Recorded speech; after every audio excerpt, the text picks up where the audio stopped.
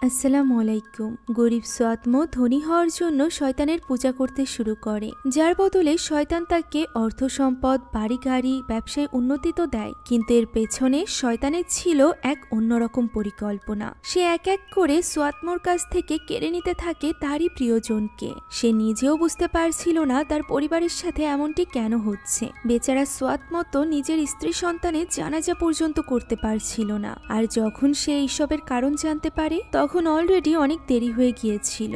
আজকের গল্পটি সদ্য মুক্তি পাওয়া ইন্দোনেশিয়ান একটা ইসলামিক হরর মুভি, যার নাম দ্য ভার্জ অফ ডেথ।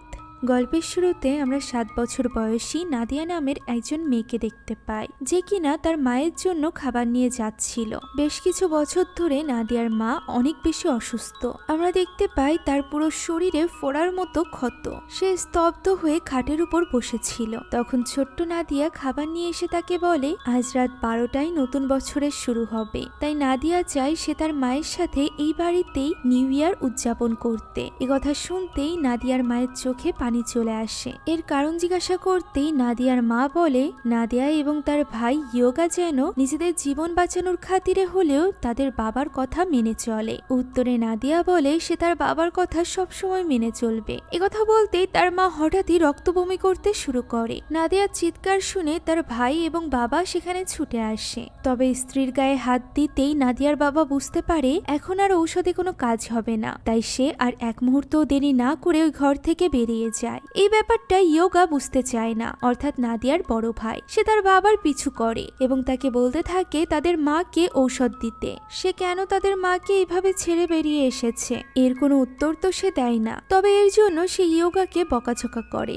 এবং তাকে তার পিছু করতে নিষেধ করে সে একটা ঘরে চলে যায়। কিছুক্ষণের মধ্যেই আমরা ওই ঘর থেকে তার আকুতি মিনতির শব্দ শুনতে পাই, যেন কি সে কারোর কাছে তার স্ত্রীর জীবন ভিক্ষা চাচ্ছিল। ঠিক এইভাবেই ওই দিনটা গড়িয়ে রাত আসে। বাইরে ছোট ছোট বাচ্চারা বাজি ফুটিয়ে নিউ ইয়ার উদযাপন করছিল। ভেতর থেকে নাদিয়া এবং ইয়োগা তা দেখছিল।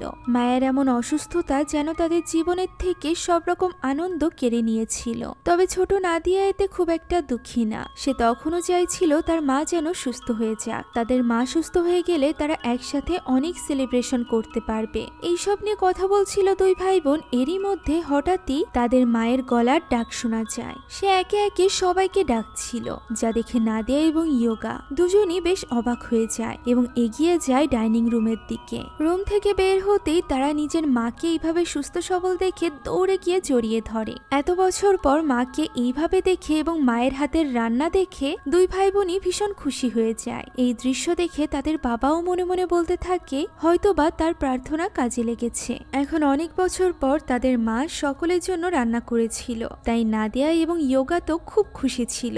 সেই সাথে তাদের বাবাও। সবাই মিলে একসাথে ডিনার করতে বসে। এমন সময় হঠাৎই বাইরে আওয়াজ হয়ে ওঠে বাজি ফোটার। সবাই বুঝতে পারে 12টা বেজে গিয়েছে। একে অন্যকে উইশ করতে থাকে। তখন তাদের বাবা জানায় যে তাদের মা যেহেতু সুস্থ হয়ে গিয়েছে, তাই আগামীকাল মায়ের সুস্থতা উদযাপনের জন্য তারা বাইরে যাবে। ওই সময় হঠাৎই আমরা নাদিয়ার মায়ের পেছনে একটা ভয়ানক ছায়া দেখতে পাই। সাথে সাথে সে সেখান থেকে উঠে রান্নাঘরে চলে যায়। ওই সময় নাদিয়া লক্ষ্য করে তাদের পানির জগটি খালি, তাই সে তার মায়ের পিছু পিছু রান্নাঘরে যায়। আর সেখানে যেতেই সে দেখতে পায় তার মা ফুটন্ত গরম পানির মধ্যে নিজের মাথা ডুবিয়ে দিয়েছে। নাদিয়ার চিৎকার শুনে ইয়োগা এবং তার বাবাও সেখানে চলে আসে। ইয়োগা নাদিয়াকে আটকাতে থাকে, অন্যদিকে তাদের বাবা চলে যায় তাদের মাকে আটকাতে। কোনো মতে তার মাথা পানি থেকে বের করে সে তখনই তার স্ত্রী এবং সন্তানদেরকে নিয়ে রওনা দেয় হসপিটালের উদ্দেশ্যে। তারা বের হয়ে যেতেই আমরা দেখতে পাই এই বাড়িতে সত্যিই কোনো শয়তানি ছায়া রয়েছে। এখন দৃশ্য চলে যায় এই ঘটনার 3 মাস পরে। আমরা বাজারের একটা দোকানে অনেক মানুষের ভিড় দেখতে পাই। ওই স্থানে গাড়িতে করে এসে নামে নাদিয়ার বাবা। সে এখানে এত ভিড় দেখে নিজেই অবাক হয়ে গিয়েছিল। এই দোকানটি মূলত তারই ছিল। সে মাত্র 3 মাস আগে এই দোকানটি চালু করেছে, আর এখন এই দোকানে এত বেশি ভিড় যে আশেপাশের দোকানে কেউ যায়ই না। এখন দৃশ্য চলে যায় নাদিয়াদের বাড়িতে, যেখানে রেনোভেশনের কাজ চলছিল। নাদিয়া ইয়োগা ইয়োগাকে খুঁজে বেড়াচ্ছিল। মারা যাওয়ার আগে নাদিয়ার মা যে ঘরে থাকতো সেই ঘরের মেঝেতেই ইয়োগা বসেছিল। সামনে থাকা কিছু অদ্ভুত টাইলসের দিকে সে তাকিয়েছিল। আমরা জানতে পারি ওই দিন নাদিয়ার মা যে স্থানে রক্ত বমি করেছিল সেই স্থানে রক্ত পরিষ্কার করার বদলে তাদের বাবা টাইলসই পরিবর্তন করে দিয়েছে, যার কারণ এখনো পর্যন্ত ইয়োগা বুঝতে পারছে না। সে তো তার বাবার কোনো নিয়মই বুঝতে পারে না। 3 মাস আগেও তাদের পরিবারে 4 জন ছিল, এখন তারা 3 জনের সদস্য। তাদের মা বেঁচে নেই, 2 ভাই বোন এবং বাবা। তাই নাদিয়া ইয়োগাকে এই ব্যাপারে খুব একটা চিন্তা করতে মানা করে, সেই সাথে বাবার বিরুদ্ধে কোনো কিছু বলতেও নিষেধ করে। নাদিয়া মূলত তার ভাইয়ের কাছে হোমওয়ার্কের জন্য সাহায্য চাইতে এসেছিল, তবে ভাইয়ের অন্যমনস্কতা দেখে নাদিয়া সেখান থেকে উঠে চলে যেতে চায়। ঠিক তখনই ইয়োগা তাকে ডাক দেয়। সামনে থাকা টাইলসের মধ্য থেকে একটা টাইলস নড়ছিল, তবে নাদিয়া তা দেখতে পারছিল না। ইয়োগা ওই টাইলসটা সরিয়ে ফেলে আর এরপর ভেতরে কি আছে দেখার জন্য মাথা এগিয়ে দেয়। ঠিক তখনই ভয়ঙ্কর দেখতে একজোড়া হাত এসে ইয়োগার মাথা ধরে বসে এবং তাকে ভেতরে টেনে নিয়ে যেতে থাকে। ইয়োগা চিৎকার করছিল। ওই মুহূর্তে নাদিয়া দেখতে পাচ্ছিল যে ইয়োগা শুধুমাত্র টাইলসের উপর মাথা রেখে এরকম ছটফট করছে, তাই সে কি করবে তা বুঝে উঠতে পারছিল না। এমন সময় ইয়োগা ওই হাত থেকে নিজের মাথা ছাড়িয়ে নেয়। ঠিক তখনই সে দেখতে পায় ভেতর থেকে কিছু পোকা তার দিকে এগিয়ে আসছে, যা দেখে ইয়োগা দৌড়ে ওই রুম থেকে বেরিয়ে চলে যায়। ওই সময় দরজার সামনে দাঁড়িয়ে ছিল তাদের বাবা, যে কিনা নাদিয়ার কাছে জিজ্ঞাসা করে কি হয়েছে। তবে নাদিয়া তো নিজেই কিছু বুঝতে পারছিল না, তাই সে তার বাবাকেও কোনো উত্তর দিতে পারে না। ওই সময় বাইরে থেকে আওয়াজ হলে তাদের বাবা বাইরে চলে যায়। আমরা দেখতে পাই একজন কর্মচারী তাদের বাবার কথা মতো একটি ছাগল নিয়ে এসেছিল। ওই রাতে খাবার খাওয়ার সময় ইয়োগা আবারও তাদের বাবার বিরুদ্ধে কথা বলতে শুরু করে। বাবাকে প্রশ্ন করতে থাকে যে কেন এই বাড়িটি এতদিন ধরে এইভাবে অগোছালো করে রেখেছে সে, কেন সে এই বাসার রেনোভেশনের কাজ গত কয়েক বছর ধরে করিয়েই যাচ্ছে, এই কাজ যেন শেষই হচ্ছে না। তার মতে এই সকল অগোছালো ভাব, সেই সাথে এই চলতে থাকা রিনোভেশনের কাজের জন্যই মূলত তাদের মা অসুস্থ হয়ে পড়েছিল। তার বাবার জন্যই তার মা মারা গিয়েছে। এই কথা শুনতেই তাদের বাবা আর নিজের রাগ কন্ট্রোল করতে পারে না। সে সজোরে ইয়োগাকে একটা থাপ্পড় মারে আর এরপর সেখান থেকে উঠে ঘরে চলে আসে। ওই রাতে ইয়োগার মন অনেক খারাপ ছিল, যে কারণে নাদিয়া তার সাথে তার রুমে গিয়ে শোয়। সে ইয়োগাকে রিকোয়েস্ট করে যে এরপর থেকে ইয়োগা যেন তাদের বাবার মুখে মুখে তর্ক না করে, কেননা ইয়োগা কষ্ট পেলে নাদিয়ারও ভালো লাগে না। হঠাৎই ওই মুহূর্তে ইয়োগা তাদের মায়ের ডাক শুনতে পায়, যে কিনা ইয়োগাকেই ডাকছিল। সে নাদিয়াকে জিজ্ঞাসা করে যে নাদিয়া তার মায়ের কণ্ঠ শুনেছে কিনা, তবে নাদিয়া এতে না জানায় এবং মুড়ি দিয়ে ঘুমিয়ে পড়ে। তবে ইয়োগা নিশ্চিত ছিল যে সে তার মায়ের ডাকই শুনেছে, তাই সেই ব্যাপারটা চেক করতে ঘরের বাইরে যায়। ঠিক তখনই একটা ছোট্ট বাচ্চাকে তার সামনে দিয়ে আমরা দৌড়ে যেতে দেখতে পাই। এই ব্যাপারে খুব একটা গুরুত্ব না দিয়ে ইয়োগা হাঁটতে হাঁটতে রান্নাঘরে গিয়ে পৌঁছায়, যেখানে তার মা দাঁড়িয়ে ছিল।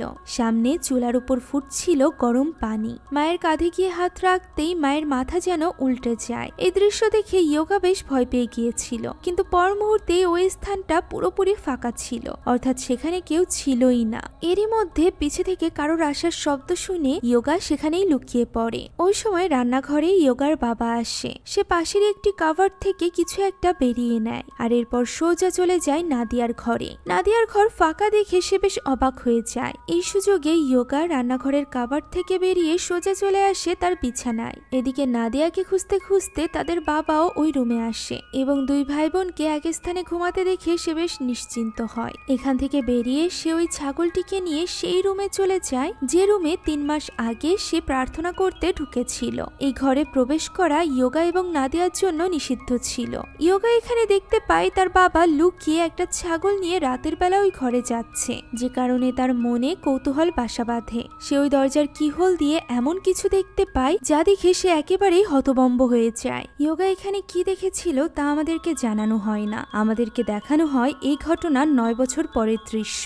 ইয়োগার এখন প্রায় 20 বছর বয়স, অন্যদিকে নাদিয়া তখন 17। 9 বছর কেটে গিয়েছে, কিন্তু এখনো পর্যন্ত তাদের বাড়ির রেনোভেশনের কাজ বন্ধ হয়নি। সেই সাথে বাড়িঘর এলোমেলো, অগোছালো, ময়লা এগুলো তো রয়েছেই। আমরা দেখতে পাই নাদিয়া ইয়োগার হাতে ব্যান্ডেজ করে দিচ্ছে, যা দেখে আমরা বুঝতে পারি ইয়োগা এবং নাদিয়ার মায়ের যে রোগ হয়েছিল ওই একই রোগ ইয়োগারও হয়েছে। ইয়োগা সবসময় মনমরা হয়ে থাকত, থাকতো। সে তার বাবাকে ঠিকমতো ভাবে সম্মানও করত না, আর এর কারণ নাদিয়া জানতো না, কেননা এখন পর্যন্ত ইয়োগা নাদিয়ার সাথে এই ব্যাপারে কোনো কথাই শেয়ার করেনি। তাই তো নাদিয়ার কাছে মনে হয় যে ইয়োগার মাথায় হয়তো বা কোনো সমস্যা আছে, সে কোনো মানসিক রোগে ভুগছে। আর এই কারণেই নাদিয়া এবং তার বাবা ঠিক করেছে যে তারা ইয়োগাকে নিয়ে কোনো এক ডক্টরের কাছে যাবে। একথা শুনে ইয়োগা বেশ ক্ষেপে যায়। তখন নাদিয়া কিছু না বলেই সেখান থেকে চলে যেতে গেলে ইয়োগা তাকে থামায় এবং বলে সে 9 বছর আগে থেকে তাদের বাবার একটা সিক্রেটের ব্যাপারে জানে, যেটা এখনো পর্যন্ত সে নাদিয়ার সাথে শেয়ার করেনি। তবে এখন তার মনে হয় নাদিয়া এতটুকু বড় হয়েছে যে সে ওই সিক্রেটের ব্যাপারে জানতে পারবে। তাই নাদিয়াকে সে ওই রাতে না ঘুমিয়ে জেগে থাকতে বলে। তবে তাদের বাবা যেন এই ব্যাপারটা বুঝতে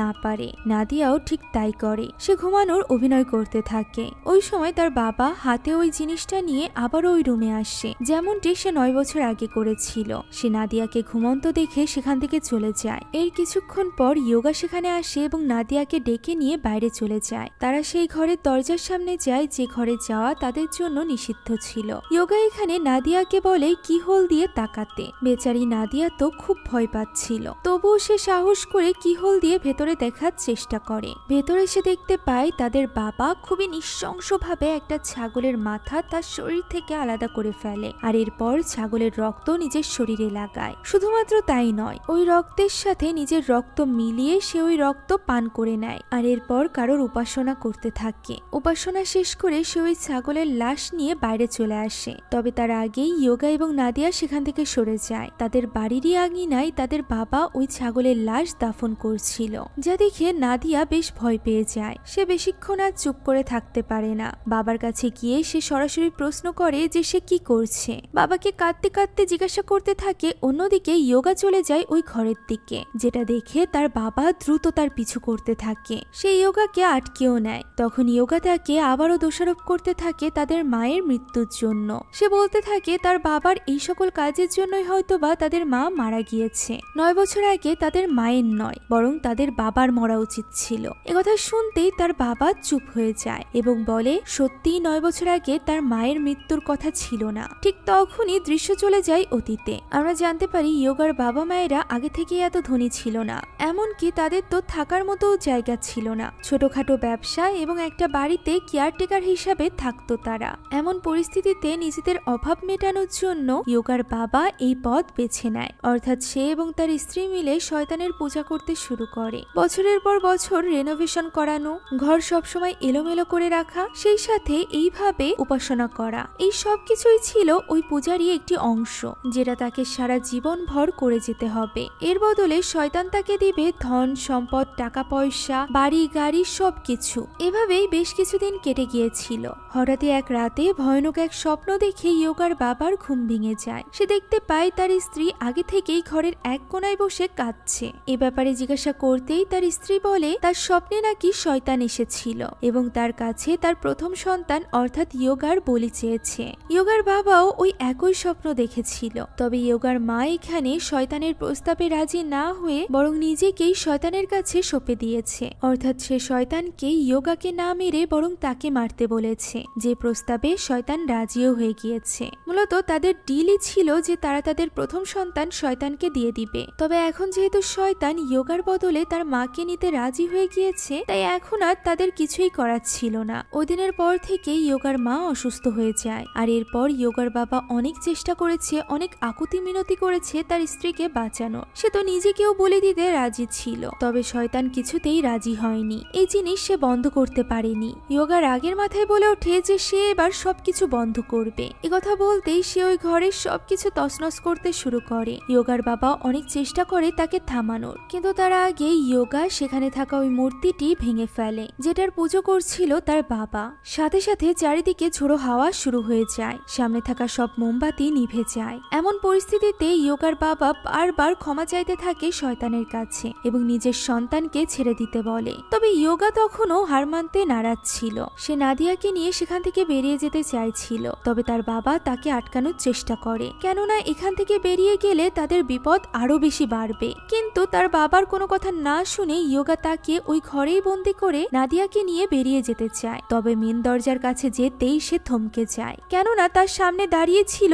একটা ভয়ানক আত্মা। নিরাপত্তা। আশেপাশে পুরো ঘরে ভয়ানক আত্মাতে ভরে গিয়েছিল, যেগুলো শুধুমাত্র ইয়োগাই দেখতে পারছিল। নাদিয়া তো কিছু দেখতেই পাচ্ছিল না। এখন এইসব কিছু দেখার কারণেই ওই রাতে ইয়োগা নাদিয়াকে নিয়ে বাইরে যেতে পারে না। পরদিন সকালে নাদিয়া স্কুলে যায়, যেখানে সে ইন্টারনেটে এই সকল শয়তানের পূজারী সম্পর্কে সার্চ দিচ্ছিল। ঠিক তখনই ক্লাস টিচার তার কম্পিউটারের অ্যাক্সেস নিয়ে তা প্রজেকশনে চালিয়ে দেয়, যে কারণে ক্লাসের সবাই জেনে যায় যে নাদিয়া এতক্ষণ কি সার্চ দিচ্ছিল। এতে করে নাদিয়া বেশ লজ্জায় পড়ে যায়। ক্লাস শেষেও স্কুলের সব স্টুডেন্টরা তাকে নিয়ে হাসাহাসি করছিল। তাদের এই হাসাহাসি থেকে নিজেকে বাঁচাতে সে চলে যায় সরাসরি লাইব্রেরিতে, যেখানে তার একজন ফ্রেন্ড ছিল। স্কুলের একমাত্র এই ছেলেটি নাদিয়াকে বুঝতো, তার সমস্যার ব্যাপারে ভাবতো। ছেলেটির নাম ছিল বাস্তালা। এখন বাস্তালার সাথে কিছুটা সময় কাটিয়ে নাদিয়া বাড়িতে চলে আসে। গত রাতে কারেন্ট চলে যাওয়ার পর থেকে এখনো পর্যন্ত ইলেকট্রিসিটি আসেনি, অথচ ইলেকট্রিসিটির লাইন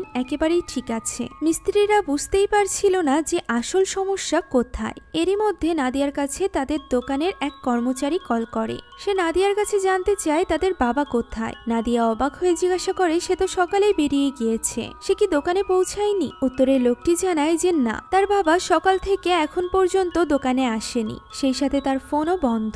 নাদিয়া এখানে তার বাবাকে কল করে দেখার চেষ্টা করে। ওই সময় সে দুজন মিস্ত্রির কথা শুনতে পায়, যাদের একজন ইলেকট্রিসিটির যে অফিস আছে সেখানে কথা বলতে চাইছিল, তবে অন্যজন তাকে মানা করে, কেননা নাদিয়ার বাবা এটা কখনোই চাইবে না। ওই সময় আরো কয়েকজন মিস্ত্রি বলতে থাকে যে তারা বছরের পর বছর ধরে এই বাড়িতে কাজ করছে, তবুও যেন কাজ শেষই হয় না। ব্যাপারটা বেশ অদ্ভুত। তখন পাশের আর একজন বলে যে তাদেরকে অনেক বেশি টাকা দেওয়া হয় এর বদলে, তাই যদি ব্যাপারটা অদ্ভুত হয়ে থাকে তবুও তাদের মুখ বুজে এখানেই কাজ করে যেতে হবে। নাদিয়া এই সকল কথা শুনে ফেলে, তবে সে কিছুই বলে না। এখন ওই রাতে নাদিয়া একেবারেই বাড়িতে একা ছিল।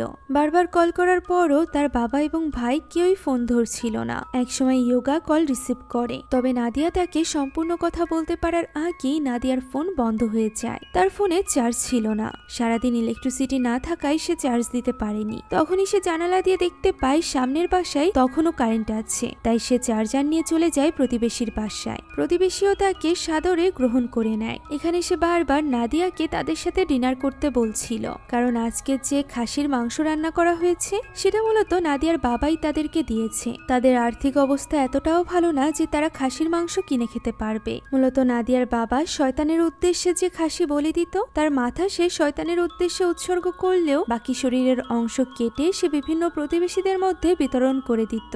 এতে করে গরিব প্রতিবেশীরা বেশ উপকৃত হতো। তবে নাদিয়া যেহেতু জানতো যে এই খাসির মাংস আসলে কোথা থেকে এসেছে, তাই সে এখানে প্রতিবেশীদের ওই খাসির মাংস খেতে দেখে তার বেশ অদ্ভুত অনুভব হয়। অন্যদিকে ঠিক ওই সময় ইয়োগা বাড়িতে ফিরে আসে। সে নিজের রুমে নাদিয়াকে খুঁজছিল, ঠিক তখনই উপরের রুম থেকে নাদিয়ার চিৎকারের আওয়াজ শোনা যায়। ইয়োগা দৌড়ে উপরে গিয়েই দেখতে পায় এক স্থানে নাদিয়া দাঁড়িয়ে আছে। তবে এটা নাদিয়া ছিল না, এটা ছিল ওই শয়তান, যে কিনা নাদিয়ার ভয়ঙ্কর রূপ নিয়ে ইয়োগাকে ভয় দেখাচ্ছিল। এই সব কিছু দেখে ইয়োগা ভীষণ ভয় পেয়ে যায়। তখনই নাদিয়া এসে তাকে হুঁশে ফেরায়। এর কিছুক্ষণ পরেই তাদের বাবা সেখানে চলে আসে একটা ছাগল নিয়ে। নাদিয়া তাকে জিজ্ঞাসা করে যে সে সারাদিন কোথায় ছিল। তখন তাদের বাবা জানায় যে এরকম কালো রঙের ছাগল সে কোথাও খুঁজে পাচ্ছিল না, আর এই কারণেই সে নিজে গ্রামে গিয়েছিল ছাগল কিনে আনতে। সে এই কাজে কোনো লোককে ব্যবহার করেনি, কারণ সে চাইছিল না কেউ এই ব্যাপারে কোনো রকম সন্দেহ করুক। আর এরপর তাদের বাবা ইয়োগার কাছে ক্ষমা চায়। সে ইয়োগাকে বলে এখন পর্যন্ত যা কিছু হয়েছে নিশ্চয়ই তার জন্য সে নিজেই দায়ী, তবে ইয়োগাকে তার বাবার কথা মেনে চলতে হবে, তা না হলে তারা আরো বড় বিপদে পড়বে। ইয়োগা কখনোই তার বাবার কথা শুনতে চায় না। ওই সময় নাদিয়া ইয়োগাকে উদ্দেশ্য করে তাদের মায়ের বলা শেষ কথাটি বলে, যে তাদের জীবন বাঁচাতে হলে তাদের অবশ্যই বাবার কথা মেনে চলতে হবে। মা মৃত্যুর আগে এই কথা বলেছিল শুনে ইয়োগা এবং ইয়োগার বাবা দুজনই অবাক হয়ে যায়। এদিকে নাদিয়া তার বাবাকে শয়তানের পূজাতে সাহায্য করতে শুরু করে দিয়েছিল। তাদের দুজনকে এইভাবে একসাথে কাজ করতে দেখে ইয়োগাও সেখানে এগিয়ে যায় এবং তাদেরকে সাহায্য করে। সে সাহায্য করতেই বাড়িতে ইলেকট্রিসিটি চলে আসে, অর্থাৎ শয়তান তো এটাই চাইছিল। সে পুরো পরিবারকেই নিজের পূজারীতে পরিণত করতে চাইছিল। এভাবেই দেখতে দেখতে কেটে যায় 6 মাস। এই 6 মাস ধরে তারা তিনজন মিলে শয়তানের পূজা করে আসছে।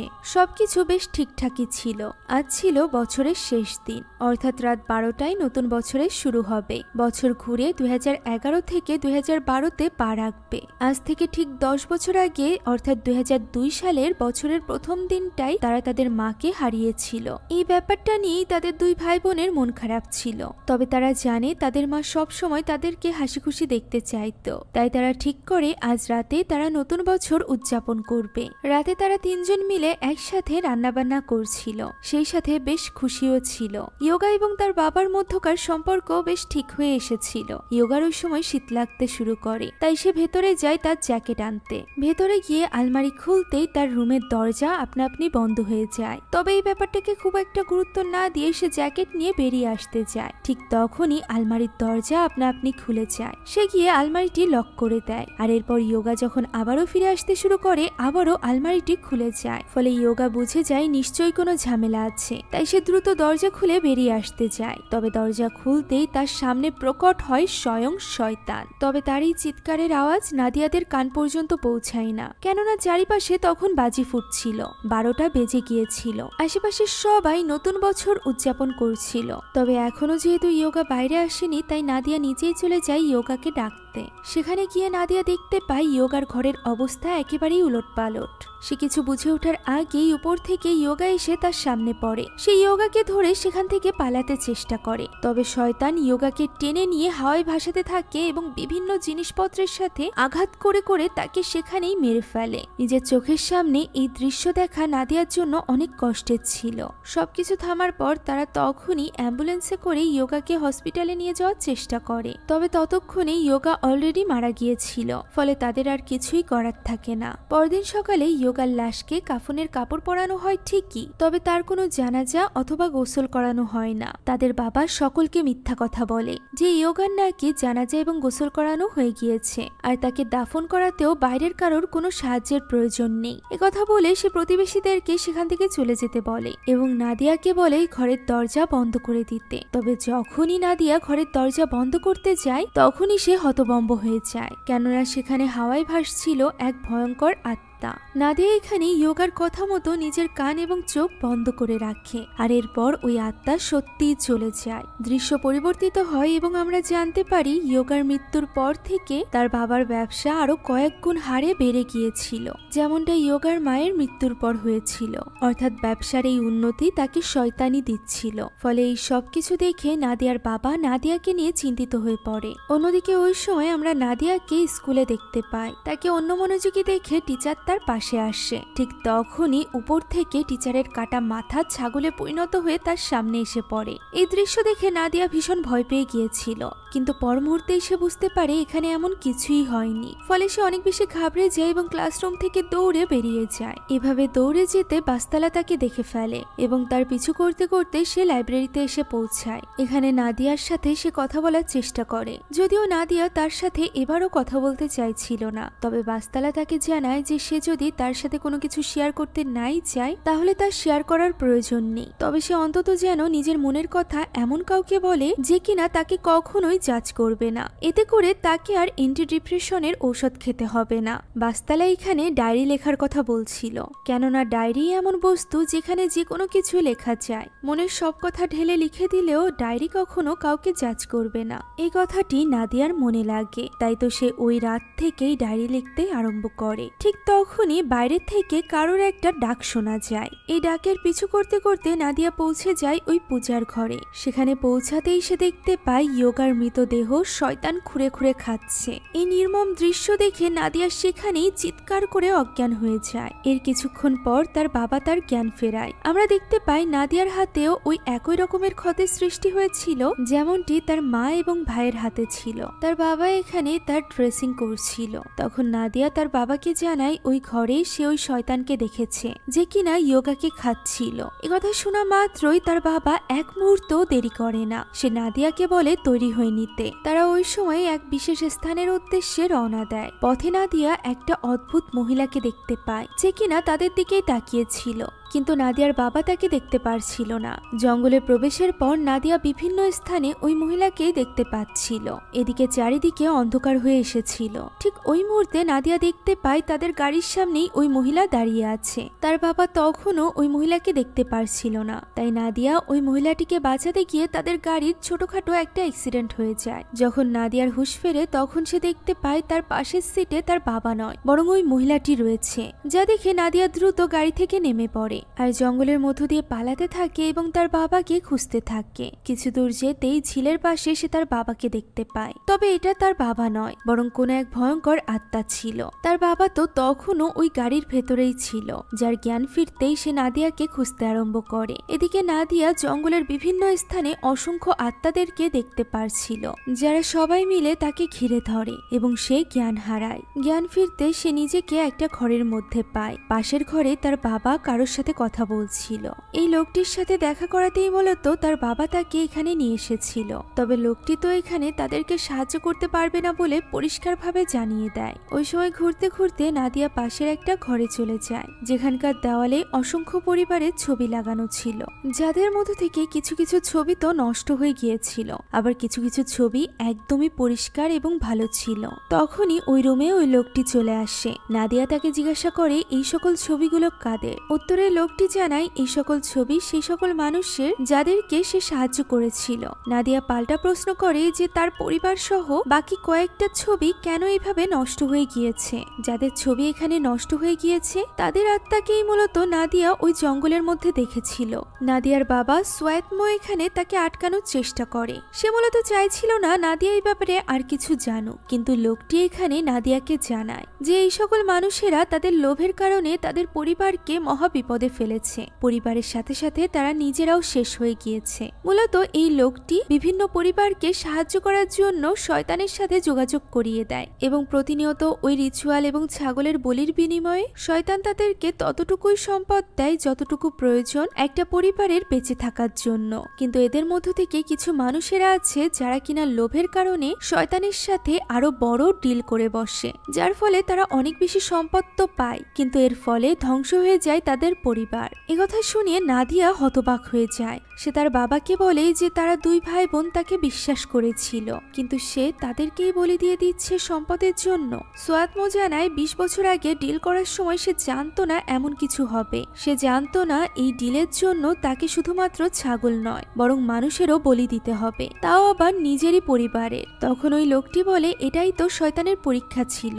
অনেক পরিবারের মতো তাদের পরিবারও এই পরীক্ষায় হেরে গিয়েছে, তাই আজ তাদের এই দশা। এই ক্ষেত্রে লোকটি এখন আর তাদের কোনো রকম সাহায্য করতে পারবে না। তবে সোয়াতমো তখনও হার মানতে নারাজ ছিল। সে নাদিয়াকে প্রমিস করে যে সে নাদিয়াকে কিচ্ছু হতে দিবে না, সে নাদিয়াকে যেভাবেই হোক বাঁচাবে। তাই সে প্রথমেই বাড়িতে ফিরে এসে ওই পূজার ঘরটি পুরোপুরিভাবে ধ্বংস করে দেয়। এরপর সে একে একে তার সবগুলো গাড়ি বিক্রি করে দেয়, সেই সাথে তার যে কয়টা ব্যবসা প্রতিষ্ঠান ছিল সেগুলোও বিক্রি করে দেয়। এই সকল টাকা পয়সা নিয়ে সে বিভিন্ন মাদ্রাসা এবং মসজিদে দান করে দেয়। বাবার মধ্যকার এই পরিবর্তন দেখে নাদিয়া নিজেও অবাক ছিল।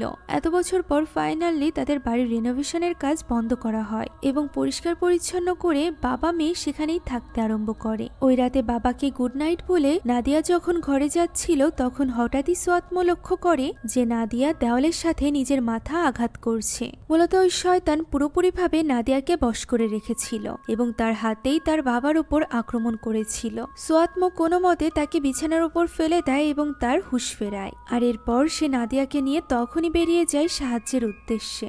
দিনের পর দিন কাটতে থাকে, মাসের পর মাস, এভাবেই কেটে যায় বছরের পর বছর। নাদিয়াকে নিয়ে সোয়াতমো ঘুরে বেড়ায় বিভিন্ন স্থানে, এমন কারোর খোঁজে যে তার সন্তানকে বাঁচাতে পারবে। এই সময় নাদিয়াও তার মনের সব কথা ডায়েরিতে লিখতে থাকে। বাবার এমন আকুলতা দেখে সে নিজেও বুঝতে পারছিল না যে বাবাকে তার ঘৃণা করা উচিত নাকি তার প্রতি সহমর্মিতা দেখানো উচিত। কেননা তার বাবার জন্যই তো আজ তাদের এই দশা। বাবার জন্যই সে তার মা ভাইকে হারিয়েছে। তবে এই বাবাই খাওয়া ঘুম সবকিছু বাদ দিয়ে তাকে নিয়ে ছুটে বেড়াচ্ছে তার জীবনটুকু বাঁচানোর জন্য। তবে কোথাও তারা সাহায্য পাচ্ছে না। এভাবেই কেটে যায় 9টা বছর। চলে আসে 2021 সাল। তারা পৌঁছে যায় এক গ্রামের কাছে। সেখানে তারা গিয়েছিল উঞ্জুক নামের এক মহিলার খোঁজে। একজন মেয়েকে বসা দেখে নাদিয়া তার দিকে এগিয়ে যায় এবং তাকে জিজ্ঞাসা করে উঞ্জুক কোথায়। মেয়েটির হাতের ইশারায় ইশারায় নাদিয়া সেদিকে এগোতে শুরু করে। তার দেখা দেখি তার বাবাও সেদিকে এগিয়ে যায়। তখনই নাদিয়া পিছে ঘুরে দেখতে পায় সেখানে তো কোনো মেয়েই নেই, অর্থাৎ এটিও হয়তো বা কোনো আত্মা ছিল। কিছু দূর সামনের দিকে যেতেই তারা একজন বৃদ্ধা মহিলাকে দেখতে পায় এবং কথা বলার জন্য তার কাছে এগিয়ে যায়। ইনিই মূলত উনজুক ছিল। উনজুককে দেখা মাত্রই সোয়াতমো তার পরিচয় বলতে থাকে। তবে উনজুক তো আগে থেকেই নাদিয়াকে চিনত। শুধুমাত্র তাই নয়, সে অতীতে ঘটে যাওয়া তাদের পরিবারের সাথে সকল ঘটনার সম্পর্কেই জানত।